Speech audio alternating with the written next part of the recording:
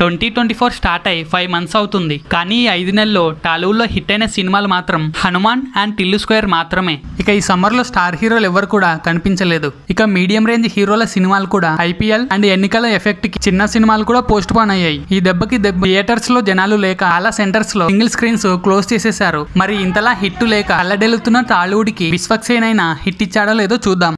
ఇక gangs of Godavari movie review విషయానికి వచ్చినట్లయితే ఇదొక పొలిటికల్ థీమ్ తో తెరకెక్కిన సినిమా. ఒక కింది స్థాయి వ్యక్తి పొలిటికల్ లీడర్ గా ఎదిగేందుకు ఎలాంటి ప్రాబ్లమ్స్ ఫేస్ చేస్తాడు అనేదే main point.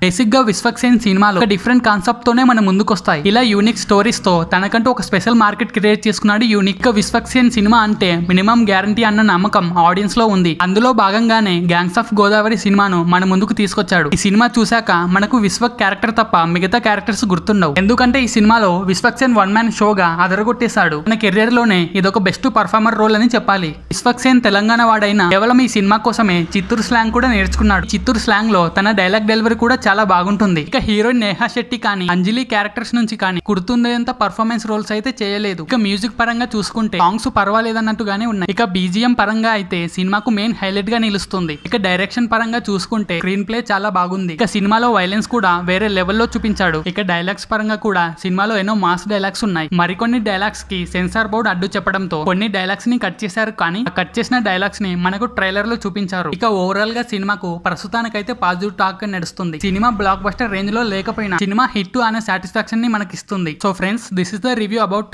Gangs of Godavari. మీకు విశ్వక్సేన్ కెరియర్ లో బాగా నచ్చిన సినిమా ఏదో కామెంట్ లో చెప్పండి. అండ్ వీడియో నచ్చితే డెఫినెట్ గా లైక్ చేసి ఛానల్ ని సబ్స్క్రైబ్ చేయండి ప్లీజ్.